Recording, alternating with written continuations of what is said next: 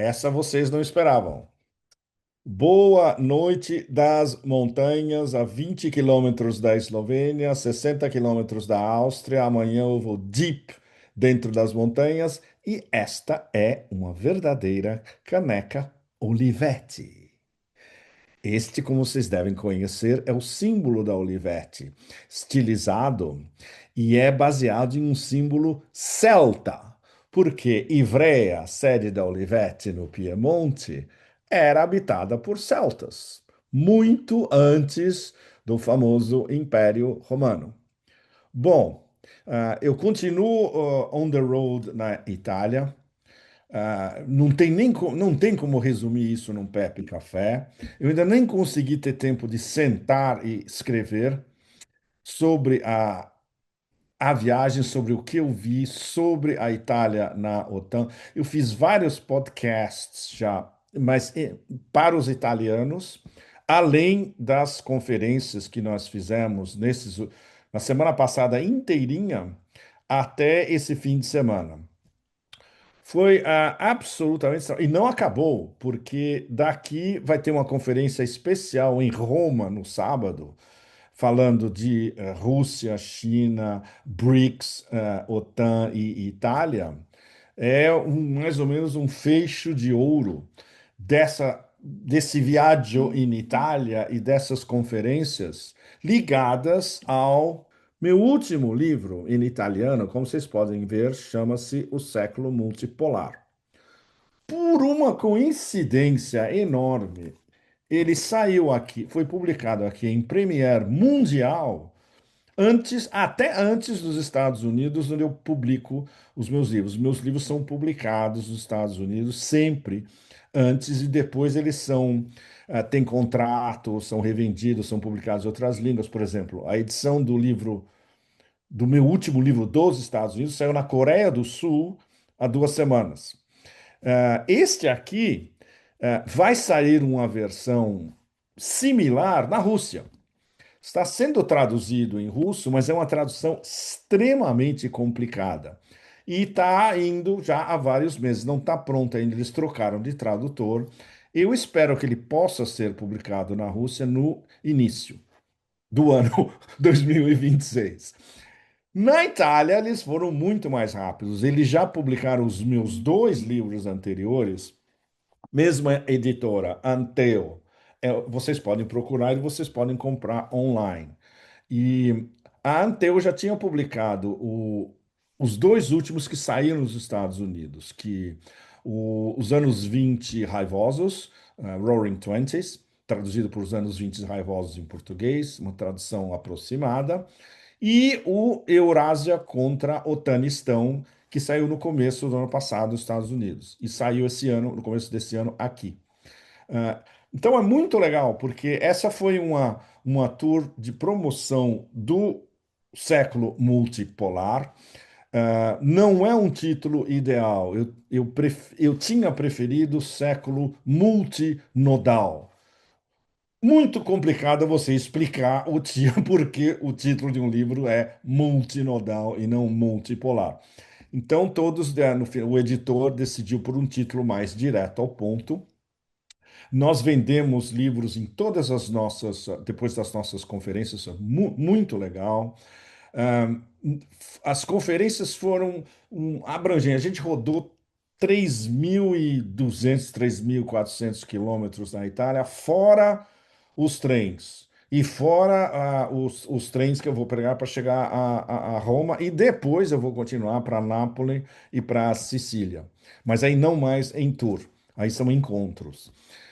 Nós tivemos conferências no Friuli, aqui perto, perto de Udine, ou seja, numa região infestada de bases da OTAN, que é o Friuli, perto da Eslovênia e perto da Áustria, onde eu vou estar amanhã.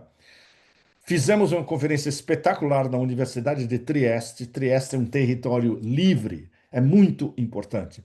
Em Trieste, as pessoas ainda têm a imagem do Império Austro-Húngaro. Eles lamentam que a Áustria não mais está em Trieste, porque Trieste era completamente livre sob os austríacos. E a gente conversou muito, e eu aprendi muito dos triestinos, mais uma vez,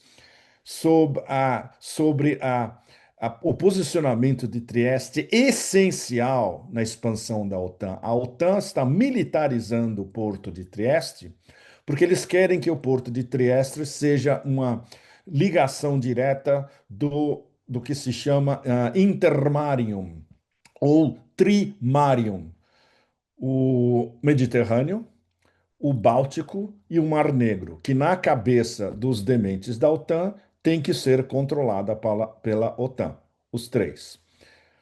Depois, nós fomos a Bolonha. Foi excelente, porque Bolonha, como vocês sabem, é uma cidade, sempre foi extremamente progressista, desde o final da guerra. Eles me contaram das dificuldades mesmo em Bolonha. Por exemplo, a nossa conversa foi em um cinema, porque não pôde ser na Universidade de Bolonha, que é, mais uma vez, colonizada culturalmente por Bruxelas e pelos woke de Bruxelas e pelos woke do governo italiano. Bom, mas a conversa foi sensacional. E em todas as conferências, as perguntas são excelentes, as pessoas são muito bem informadas. A maior parte, sim, não tem muitos jovens. A análise criativa e independente na Itália tem que chegar aos jovens. E isso é um problema que todos enfrentam na Europa inteira. Mas a minha geração, por exemplo, baby boomers e gerações posteriores, estava em peso, em todas as datas das nossas conversas. Depois, teve dois dias absolutamente excepcionais no Piemonte, onde a nossa conversa foi em uma sala especial em Ivrea, que é a sede da Olivetti, e no dia seguinte, com os meus amigos italianos, nos deram uma visita privada, guiada, de todo o complexo Olivetti, que é um negócio absolutamente indescritível. Isso precisaria um ensaio, um livro especial para explicar. Tem alguns na Itália, mas são apenas descritivos. Precisaria ser escrito um ensaio interpretativo da importância da Olivetti como um experimento de humanismo industrial. É único no Ocidente, praticamente. É algo que, por exemplo, os russos e os chineses podem entender facilmente, mas no Ocidente é muito difícil de explicar. E não é por acaso que no final a Olivetti foi desmembrada. Ela foi comprada por Carlo de Benedetti, incorporada à TIM e foi basicamente sufocada. E era um experimento não só de alta tecnologia, muitos de vocês lembram da Olivetti porque eram as melhores máquinas de escrever do mundo. A minha geração, por exemplo, nós crescemos com máquinas Olivetti. A minha primeira máquina de escrever foi uma Letra 22. Quando eu vi o processo de criação da Letra 22 nessa tour em Ivrea, eu quase chorei. É bárbaro. Você volta ao seu passado e você vê a beleza do projeto, do desenho, do espírito comunitário de você criar uma máquina de escrever portátil, bonita, com super design, levinha, que você pode levar para todos os lugares e integrando as pessoas. Sensacional. E isso só poderia ocorrer numa empresa de uma visão muito, muito além de tudo, como é o caso da Olivetti. Bom, depois teve a minha cidade de coração e a cidade de coração de todos os italianófilos, Firenze. Eu volto a Firenze praticamente todo ano. E dessa vez foi uma enorme honra fazer uma conferência era um cinema. Sim, não, não, é uma sala de reuniões montada como um cinema, quase no centro de Firenze, um público extremamente culto e sofisticado. Isso depois de ter passado um dia extraordinário, onde eu voltei, depois de muitos anos, ao convento de São Marco, estava tendo uma exposição sensacional do Fra Angelico, e Bom, dá vontade. Você vê aquelas células monásticas do 1480, 1490, com aqueles afrescos maravilhosos pintados na parede pela escola de Fra Angelico, e fala, seria legal viver aqui e escapar do horror absoluto do mundo pós-orwelliano. Bom, depois a gente entrou. Foi sensacional. Nós entramos por dentro, pelas mini estradinhas, saindo de Firenze, através do Chianti e do Val d'Orcia, para o Santo Grau do vinho, que é Montalcino, onde eu convidei meus dois amigos com quem eu estava viajando para um almoço jupiteriano em Montalcino, com vista de 180 graus, degustação do melhor Brunello. Bom, depois disso você fala, chega, chega, esse é o sentido da vida. Todo o resto depois disso é uma escala descendente para tudo. Bom, mas continuou. Continuou porque a gente teve uma conversa sensacional num centro cultural em Perúdia. Perúdia é uma cidade basicamente universitária, tinha um público muito mais jovem, tinha jovens scholars. Em Firenze também foi muito legal, tinha muitos scholars da audiência. É uma responsabilidade enorme para o Pepe Café falar com a elite cultural fiorentina. Isso é uma dádiva, isso é um presente, isso é um privilégio inominável. Bom, depois de Perugia, estamos de volta nas montanhas e no sábado a gente vai ter uma conferência especial em Roma. Entre os debatedores estará o ex-embaixador Alberto Bradanini, que foi embaixador italiano, entre outros, no Irã e na China. A nossa conversa vai ser realmente um espetáculo. Já teve podcasts prévias para essa conversa, acho que vai ter bastante gente e muito legal. Vai ser no Teatro Flávio, que é um dos grandes teatros históricos de Roma.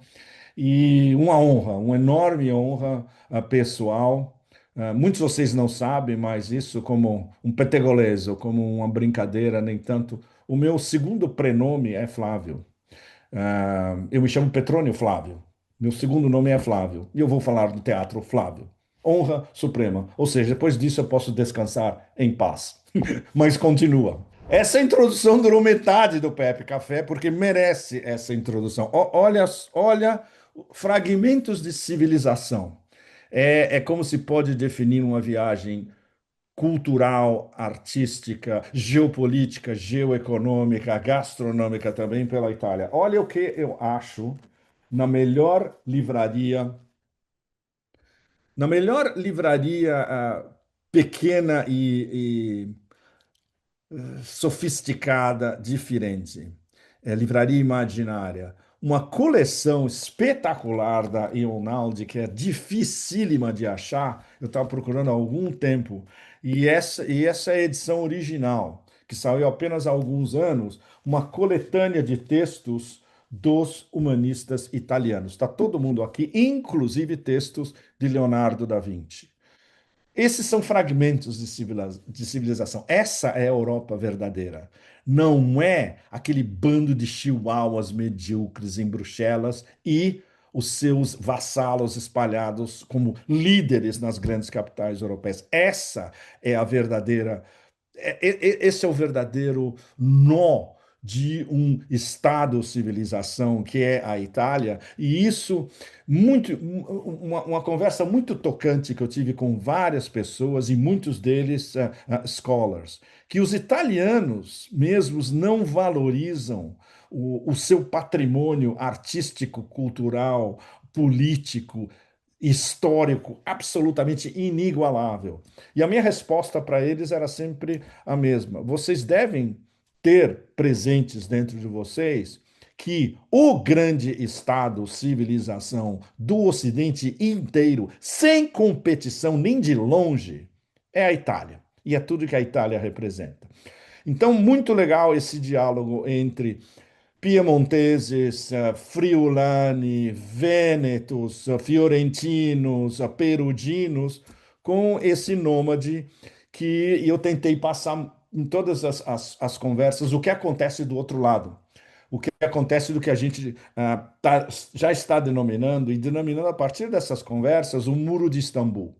O Muro de Istambul é que praticamente está dividindo essa Europa demencial das elites de Bruxelas da Eurásia inteira. A Eurásia começa quando você chega a Istambul. E começa basicamente quando você atravessa Istambul e sai do lado europeu e entra no lado euroasiático. Bom, humanistas italianos. Bom, isso a gente podia falar até o final dos tempos. Mas o nosso assunto principal, onde finalmente estamos chegando, é a nova doutrina de segurança nacional americana, que foi, evidentemente, um dos assuntos principais durante toda essa semana pela Itália inteira, pela Europa inteira e, evidentemente, pelo planeta inteiro, porque a doutrina concerne o planeta inteiro. É o império em sua nova qualificação, em sua nova denominação, basicamente dizendo para o mundo: a partir de agora é isso que a gente vai fazer e vocês vão ter que se adaptar. Esse é o sentido fundamental da doutrina, da nova doutrina estratégica. É muito difícil resumir isso em tão pouco tempo, mas olha, esse é um documento complicado de 33 páginas. Então, fazendo uma leitura transversal para vocês, ele é dividido em áreas e com os pontos principais frisados para cada área. A primeira delas é o território doméstico e as fronteiras americanas. Eles qualificam como maior ameaça de segurança aos Estados Unidos imigração e defender os Estados Unidos contra cartéis e drogas. E é onde entra a história toda da Venezuela, porque a Venezuela e tomar conta e expoliar a Venezuela das suas riquezas naturais está sendo organizado com essa narrativa de que temos que enfrentar cartéis de drogas. Eh, Principais ações neste tema: deslocamentos militares, evidentemente, força, entre aspas, força letal contra traficantes. Se o Império resolve que você é um traficante, prepare-se. E não vai ter justificação. Eles decidem. É, de novo, o retorno da ordem mundial baseada em regras, entre aspas, sob uma nova denominação, e, de novo, eles fazem e desfazem as regras. Ahn, Bom, o segundo ponto super importante que concerne o Brasil, hemisfério ocidental, que é como Washington como um todo e o Departamento de Estado especialmente qualifica as Américas, especialmente a América Latina. Ahn, a terminologia aqui é muito importante. Reativar o, entre aspas, corolário Trump da doutrina Monroe. Ou seja, isso aí em linguagem cifrada é dizer que a doutrina Monroe está mais viva do que nunca, agora em sua fase 2.0, vai ser aplicada e a América Latina é e vai continuar a ser considerada como o jardim, o backyard, o quintal, cultivado ou não, do Império. Preparem-se no Brasil. Isso é o mais importante no que concerne a América Latina e o Brasil. Uh, Justificar, ou seja, eles enfatizam na terminologia preeminência dos Estados Unidos e contra rivais não hemisféricos. Isso é linguagem cifrada para combater a China na América Latina. China, Brasil e China. Brasil, o principal parceiro comercial é a China. Então, esperem ofensiva híbrida e algumas não tão híbridas do Império contra a parceria comercial e a parceria geopolítica, não só geoeconômica, Brasil-China. Uh, Muito importante na terminologia, de novo, transferir ativos militares da Europa e do Oriente Médio, o que nós, analistas independentes, chamamos a terminologia correta, oeste da Ásia, para o hemisfério ocidental expandir a guarda costeira e a presença da Marinha e da guarda costeira pelo hemisfério ocidental inteiro, ou seja, o Southcom vai ser cada vez mais ativo e promover investimentos americanos em detrimento do que eles chamam de controle estrangeiro. Ou seja, multinacionais americanas podem investir à vontade na América Latina, no hemisfério ocidental, mas se for russo, chinês, até europeu, seja de onde for, isto vai ser combatido, sem detalhes. Vocês podem imaginar que tipo de combate vem. Capítulo Renascimento Econômico. Tem um conflito que só os americanos podem realmente inventar. Diplomacia dirigida pelo lucro. Perguntem a qualquer um que estudou Norberto Bobbio ou o professor Michael Hudson, o que que é diplomacia baseada em lucro? Bom, não, dirigida por lucro. Olha aí. Reduzir a migração através de acordos comerciais. Sem explicar como. Não é com acordos comerciais que você reduz imigração, é com uma política de imigração, uma política de imigração séria, que nem os Estados Unidos nem a União Europeia tem. Balançar o comércio com a China com a reciprocidade, entre aspas. É, cortar o máximo possível importações da China. E fazer partnerships, fazer ligações comerciais privadas, parcerias privadas, desculpa, parcerias privadas para aquisições na América Latina e no Sudeste da Ásia. Ou seja, multinacionais americanas vão cair matando, querendo comprar tudo o que tiver à venda ou não, ou ser forçado a vender, não só na América Latina, como no Sudeste da Ásia. Bom, seção Ásia-Pacífico, que os americanos chamam de Indo-Pacífico, que é um conceito que não existe. Só na cabeça do Pentágono e na cabeça do Conselho de Segurança em Washington. De- isso é o mais demente porque não tem nada a ver com a realidade. A China não quer acoplar Taiwan à força. O projeto chinês é de uma reintegração pacífica de Taiwan à China até, segundo Deng Xiaoping, 2049. Se não for antes, não tem problema. 2049 é uma data mais ou menos limite, que é uma interpenetração, considerando a interpenetração econômica e tecnológica dos dois, além do fato de que falam a mesma língua, é um processo mais ou menos inevitável. Vai ser o que muitos de nós definimos como um país, três sistemas. O segundo sistema é Hong Kong, que está funcionando muito bem depois dos ajustamentos. O terceiro será Taiwan, um país, três sistemas. Isso é muito importante. Pela primeira vez, a China não é mais uma ameaça para a administração Trump 2.0. Ela é qualificada como um competidor e um rival econômico quase ao mesmo nível. Muito importante. Oeste da Ásia. Mais investimentos, usar contra-terrorismo via as monarquias do Golfo. Isso também não está explícito, mas muito importante, não vão tentar câmbios de regime no oeste da Ásia. Isso significa que, tecnicamente ou teoricamente, não vão tentar um câmbio de regime no Irã. Muito importante. Isso é a ser cobrado. E a ser cobrado pela terminologia deles mesmos. Rússia. Uh, business, que é a conversa, que é algo que a gente conversou muito aqui na Itália. Vinham sempre perguntas sobre o que os Estados Unidos querem mesmo da Rússia. Business.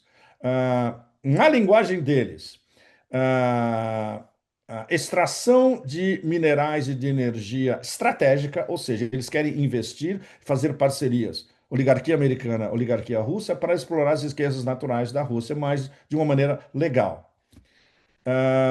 Muito importante. Praticamente não se fala de Rússia no texto da doutrina estratégica. Os Estados Unidos, sob Trump 2.0, essa é a grande manchete, na verdade. Estão querendo normalizar as relações do Império com a Rússia. Isso pode ser cobrado deles dia a dia, a partir das próprias promessas deles na nova doutrina estratégica. Por quê?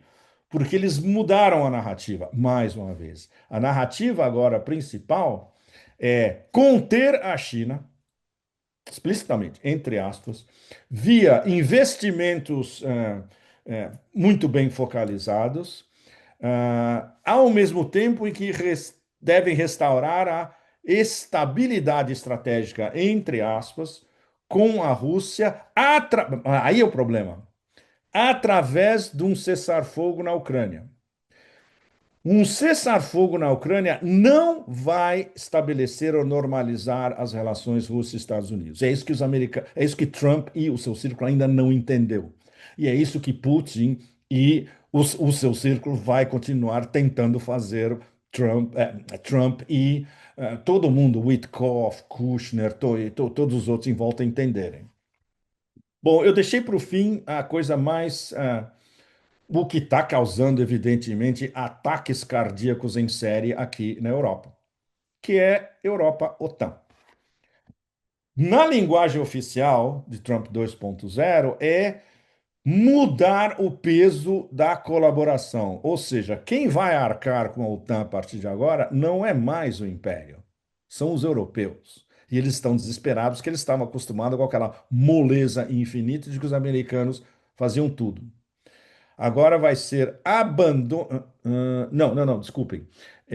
Acabar com a expansão porta aberta da OTAN. Ou seja, a OTAN para onde está, não vai ter mais expansão. Tecnicamente, é uma vitória russa por procuração já. A OTAN não vai se expandir, isso significa que não vai se expandir na Ucrânia. Final. Linguagem da própria doutrina.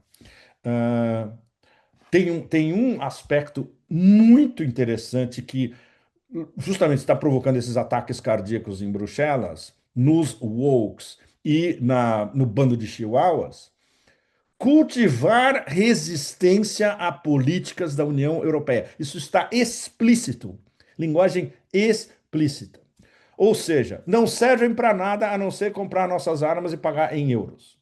Esse é o destino da União Europeia. Esse é o destino de Bruxelas sobre a União Europeia e sobre a OTAN para Trump 2.0 e para o que pode seguir, se os republicanos conseguirem mais dois mandatos depois de Trump, sucessivos depois de Trump. Isso significa, na prática, obrigar 5% de despesas militares do PIB, o que nenhum dos chihuahuas da União Europeia pode arcar, porque eles não têm como fazer isso. Isso seria cortar o que ainda resta de serviços sociais, de investimento em educação, saúde, etc. E tal, o que provocará certamente uma rebelião em massa em todos os quadrantes da União Europeia. Não, ok, em linguagem explícita, não haverá crescimento da OTAN. Repetindo o que nós estávamos conversando alguns minutos atrás. E chega dos Estados Unidos, em linguagem deles, chega dos Estados Unidos como, entre aspas, o poder balanceador de último recurso. Os Estados Unidos não vão balançar mais nada. A União Europeia, a OTAN e a União Europeia querem uma guerra eterna contra a Rússia? Virem-se. Virem-se militarmente, com a grana que vocês não têm, com o budget que vocês não têm, com a revolta das suas populações que será inevitável, contanto que vocês comprem nossas armas, nós, o Império. Bom, esse foi um resumo prático e aproximado a vocês desse documento que é de uma importância imensa porque afeta o planeta inteiro. Ninguém sabe se isso vai ser cumprido. Para começar, ninguém sabe quem redigiu essa doutrina. Não foi Trump. Trump não redige documentos estratégicos. Ele não é estrategista, ele não lê. E ele é incapaz de dividir, por exemplo, como é dividido desse documento, as áreas estratégicas de influência e o que está acontecendo e o que deve ser feito. Quem escreveu? Não foi aquele tonto ex-comandante de um platô no Iraque, o secretário da Guerra Eterna, Hegseth. Não foi o tonto Rubio que quer invadir Cuba, Venezuela, Nicarágua, Bolívia, Patagônia, Terra del Fuego, tudo. Porque é um imbecil que não sabe absolutamente nada de política externa. A única coisa que ele tem na cabeça é Cuba, Nicarágua e Venezuela. Então, quem escreveu essa doutrina? Eu deixo aberto o mistério para vocês e eu deixei para o último minuto o presente que eu recebi quando eu cheguei em Veneza no início da nossa conversa. Vocês vão entender tudo e eu não preciso explicar para ninguém. Estou na Itália e esta é uma profissão de fé. O Império Romano vai voltar. Tchau, tchau, Tuti! Até a semana que vem da Itália, mas no sul. Tchau.